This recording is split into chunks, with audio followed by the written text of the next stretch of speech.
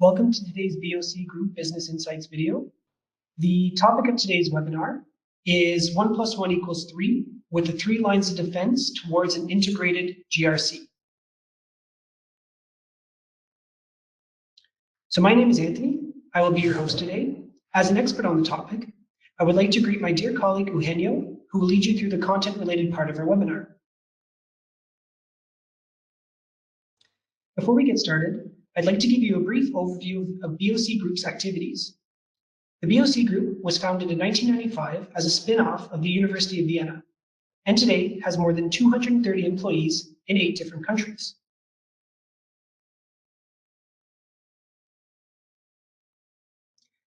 We are particularly proud that we have nearly 100,000 registered users of our free community editions worldwide and more than 35,000 installations of our commercial software products in companies around the world. The portfolio of our BOC Management Office includes the well-known Adonis for business process management, analysis and optimization, ADO-IT for IT management and enterprise architecture, and GRC for governance, risk, and compliance, all of which help our clients face and tackle the exciting challenges of digital transformation.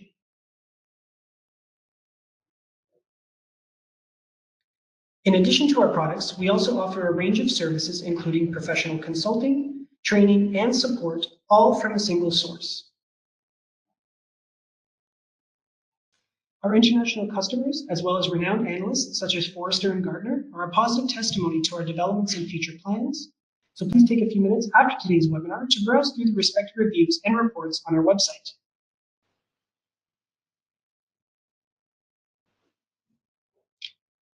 Without further ado, I would like to hand you over to Eugenio, who is prepared and ready to guide you through today's topic. Thank you very much for that introduction, Anthony. I'd also like to welcome everyone to today's topic. And I'd like to get started by, first of all, just showing you the plan for today, what we expect to see today. So here's an outline of our agenda. First of all, I want to highlight the problems of the management silos that we see around GRC. Right, we're going to see how there can be oftentimes some systematic problems here, which we're going to be able to approach with the different management disciplines. Secondly, we're going to discuss the benefits of moving away from this systematic approach and to one more based on the best practice model, the one that we call the 3 lines of defense, which is the foundational principle underpinning the GRC model. Then we're going to discuss how we can successfully implement this approach, looking at the big picture and what factors need to be considered when bringing in together all the various stakeholders. And then we'll end with a brief summary and overview into the future. So let me begin by a quote from Aristotle, who said, "The whole is greater than the sum of its parts."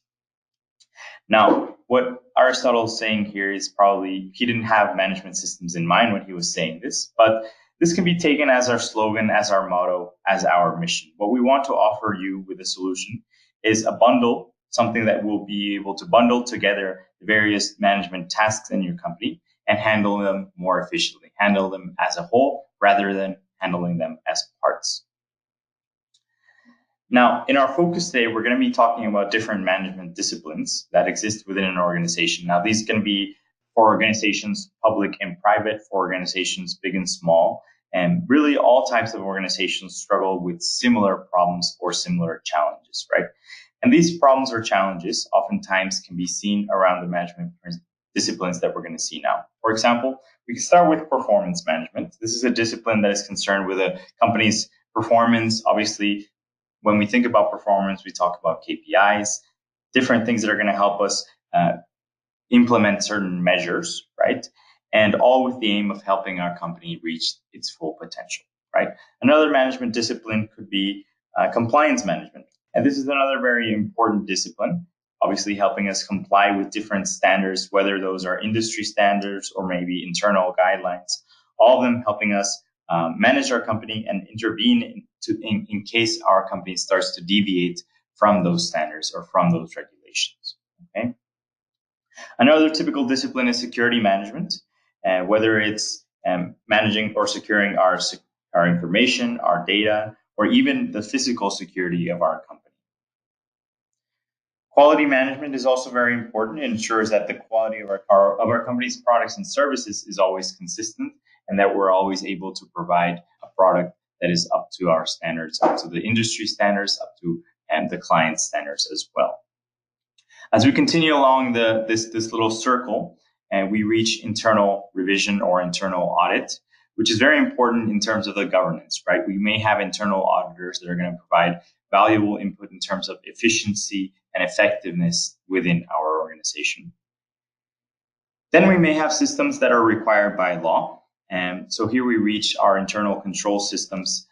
These both contribute, well, this is really sort of a cross-functional discipline, which not only touches on compliance, but also risk management. So internal control system is not a function that is managed on its own. And it's one that, as I mentioned, is more of a cross-functional discipline, helping us provide insights into what problems we might have within our organization. Risk management, of course, provides the foundation for many other systems, right? So it allows us to identify the enterprise-wide risks and obviously try to manage them. And we're going to be able to manage them through different systems or management systems, and hopefully being able to address those risks through controls and through other mitigation measures. Last but not least, we have process management, helping us map our business processes. And in doing so, we're able to determine which processes should be mapped and which should be defined with defined process owners, right? We're going to be able to have the process owners, their rights, their duties. And we really have to think of the process as something that's going to be very important within our organization, within the whole governance of things. Now, all of these management principles have individual tasks that need to be performed. They also have different people or groups of people that are responsible for executing and overseeing all of these tasks. And they all may follow different models, different ways of performing their tasks, right? Now, the problem is that when we look at approaches like this, the so-called systematic approach, is that we see a lot of separation between these management disciplines. We see a lot of management silos. For example, and they may be using data sets which don't match, maybe data sets where they're using different systems or different databases. And therefore, we face problems when it comes to having clean data and connected or cross-functional disciplines, right? In short, a systematic approach creates individual and discrete disciplines where the management principles do not coordinate effectively. And that leaves obviously some vulnerabilities, right? So if we bring it all together, what we see here in this approach, we see an isolated approach, right? We see that the methods and the timelines don't line up for the different principles or the different disciplines. In the disciplines, we see different systems being used. We see different data structures, different databases being used. And this leads to inconsistency in the data that is being exchanged between the different disciplines. We're going to see a lot of inconsistency in the information. We're going to see a lot of inefficient tasks. Maybe when it comes to collecting data, we're going to have to do a lot of rationalizing and a lot of extracting data from here and there rather than having something central. And we might have systems that are very smart, whereas we might have to reach for other pieces of data from something more manual, such as Excel sheets, right? And lastly, we're not going to have the possibility to do such cross-functional activities as it's going to be hard to collect all those types of data, right? So obviously, you may have understood by now that we are trying to move away from this siloed system, and we're trying to reach a more sound way of doing all of this. We're trying to bring this all together, right? And our recommendation is to bring them together using a common approach. Of course, there may be many methods already out there, different standards, different systems that need to be changed in order to achieve this goal. And given the size of many organizations, this is something that is not going to happen overnight. Obviously, there's not going to be a big bang approach, but it's definitely something worth doing, right? So using a central database, I can get away from this decentralized data collection management system. But what should that database look like? How should it be structured? And our answer is taking a closer look at the middle of this page is one that allows the processes to be mapped and organized and enriched with aspects from each of the different management principles. So as you can see in this diagram, we can see that the process is at the core of the circle. And you can see that the process branches out to different areas, right? Involving the organization, involving risks and controls, legal requirements, general protection regulations, and so on, right?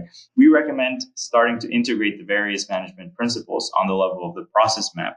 And for this reason, we've linked all the other different disciplines schematically to the process map. Another important feature for any database involving many stakeholders is the availability of different dashboards. In the context of our tools, this means that each stakeholder responsible for different disciplines within the company can easily access the information that is in the interest for them. So we have one centralized data management system, but depending on which topic you're responsible for example, risk management or compliance management or security management, you can access this information via role-specific dashboards. So what we see here. So we see some dashboards, for example, for strategy management. We see different views for compliance management, such as a matrix, some impact analysis views. We see different Gantt views around this chart. So giving each stakeholder a different view, a view that is going to be relevant to the type of information that they're interested in, is going to be one of the very important points. In doing so, we still have to distribute the tasks, but have the added benefit of working in a central database. Now, the first advantage of this being that we can work with a common method of dealing with different topics. In other words, different stakeholders can work together to define how they want to implement different measures, how they want to deal with controls, and how they will deal with the requirements in general. Secondly, there's going to be a common database or a single source of truth, where each stakeholder responsible for a particular management discipline can get the information that's relevant to them. We know that it's going to be up to date. We know that it's going to be centralized in a system that works with a common structure. As stated earlier, database consistency is very important, and having consistent data helps us reduce operational efforts and significantly reduce also the frustration of collecting that data. Using a central database also allows users to search, for example, which tasks are electronically supported, or they could also see in regards to workflows, who is doing what, and what tasks are being completed by what roles, when are they being completed, what is the subsequent tasks, and so on. Finally, with such databases, stakeholders will have the opportunity to conduct cross-sectional and historical analysis. So far, we've seen the disadvantages of a systematic approach in contrast with them. We want to have the advantages of a uniform database, but how can we ensure such integrations will succeed? So let's have a quick look at these so-called 3 lines of defense. This is when we introduce these 3 lines of defense, and based on the management principles that we saw earlier. So when we look at the 3 lines of defense, we see that, first of all, performance management is at the core of the diagram, and it represents the first line of defense. Compliance management, security management, quality management, and all the other management disciplines are part of our second line of defense. And the third line of defense is formed by internal audit and external auditors, who can, among other things, propose operational improvements. Now, the first line of defense is characterized by operational management. Here, the process owners are determined and the risks are documented, and the controls are also defined. The second line of defense is where we find the guardians of the system. These are the stakeholders from various disciplines that are found, such as the compliance officer, the security officer, the risk manager. These individuals define the procedures and the methods for performing and fulfilling various tasks and duties. Moreover, they're responsible for reporting to the management board, board of directors, the audit committee, and they prepare their presentations based on the information from level 1. These reports then form part of the third line of defense. When monitoring is conducted with the aim of increasing effectiveness and efficiency, as well as detecting the deviations from certain specifications. Now, when we talk about integrating GRC, we're talking about a two-directional integration. First, we want to promote cooperation along the second line of defense, which means that various stakeholders can agree on a common database, right? This ensures a shared understanding of the basic information between those responsible. This also begins with the understanding that each management discipline is interpreted in a process-oriented way, with the process map being the foundation that is underpinning all of this. This cooperation then goes further, for example, into defining a consistent way of managing risks in terms of risk assessment, especially in the context of internal audits. Therefore, there are a number of points along the second line of defense that need to be defined to make life easier for the operational side of the business. Secondly, there needs to be a cross-line cooperation. In other words, all the lines of defense should be able to access current and complete information from a single source of truth. It is important that we don't lose sight of why we want to do this. In the end, it's all about risks. That is, these three lines of defense, when we reduce them to their essence, are designed to handle risks of various kinds. This means that a compliance manager will focus on dealing with compliance-related risk. A security manager will focus on the security risks, and so on. In other words, all of these management disciplines are essentially responsible for managing a specific part of the risk portfolio. Now, with reference to risks, we have financial risk, we have operational risk, compliance risk, legal, and so on. And of course, we need mechanisms to manage each of these, right? To do so, we have a three-way division of risk identification, control, implementation, and measures that are meant to help us manage all of our risks in different ways. For example, we can manage our risks related to IT applications, infrastructure, goals, services, products, and even those related to certain roles. In short, these operational aspects can be subject to a risk analysis and then be linked with controls and other improvement measures or projects, or we can call them initiatives even. As you can imagine, it's important to analyze our risks continuously. Risk reporting is an integral and very important part of our improvement process. And this improvement process is something which the individual management disciplines should constantly be subject to. The reason for this is that while keeping in mind that the big picture is very important, and what we can see in this diagram, in the future, having frameworks such as this will allow us to then add additional frameworks or additional ideas such as GDPR and implement them into our company much more smoothly. If you already have a governance system such as this one already set up, it will be much easier to implement such changes such as implementing GDPR. This, in contrast with the difficulties of implementing something such as GDPR in a siloed approach, obviously would be a lot more difficult. Now, moving into the phases that you see in the outer ring of this framework, we firstly capture, evaluate, and operationalize risk, right? We then proceed with the analysis and the assessment of the risk according to the relevant tolerance of the risk acceptance limits. And lastly, we create a report and use the information to improve and go through the cycle and start again, right? So all in all, we have the risks at the core of this. We identify the risk, keeping the process as the core of our governance system, right? From the process, we branch out to all the other assets that are affected by the risk. We see and identify all of the risks and capture the controls and maybe projects that are going to help us control them. And all of that following our outer ring, basically our cycle of identification. So in summary, we recommend that you get away from the management silos and away from the isolated data storage systems, right? Furthermore, we recommend integrating GRC, which offers a common database, the possibility of cross-section analysis, and more efficient task completion. As mentioned earlier, with the integration of GRC, there is a common database and that everyone can access equally. And all of this leads to increased performance efficiency and all of those involved in the first line and second line and third line of defense. Now, if you would like to start your GRC, your risk management initiative, you always have our solution in place, right? BOC offers the full GRC suite. It's 100% integratable. It offers obviously a single source of truth for your management systems. We offer a solution that is intuitive. It's web-based, so it's going to be easy to access to your users. It's going to be user-friendly as it is a web-based solution.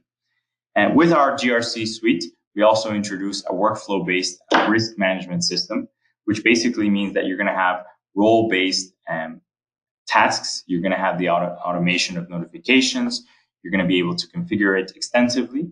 And obviously, you're going to have the benefit of the technical and methodical know-how from BOC all under one roof. If you'd like to see more of this GRC suite, if you'd like to see more of how you can implement this governance system with GRC and with BOC's GRC solution, feel free to contact us and feel free to find more information in our website. And also feel free to recommend this video to other colleagues who may be interested. If you'd like to test Adonis MP, the solution that also harbors our GRC suite, feel free to test it on our website. We have the 30-day free trial available. This is going to help you test the BPM suite with 3 other colleagues, and you're going to get the full functionality of the starter edition in this 30-day free trial. All right. So now I'd like to hand back over to our host, Tony, and I'd like to thank you for your attention. Thank you, Henry. So I would just like to add some final information before we end today's session. Don't forget that a variety of useful articles and video recordings are waiting for you in our online library. So be sure to stop by and have a look. Well, then I would like to close today's session. If you have any questions, we will gladly answer them by email in the coming days. Don't forget to subscribe to our newsletter to stay informed about free events and interesting news. We appreciate your feedback. You will receive an email from us asking for your opinion very soon, so please take the time to answer it. On behalf of Eugenio and I wish you all a pleasant day.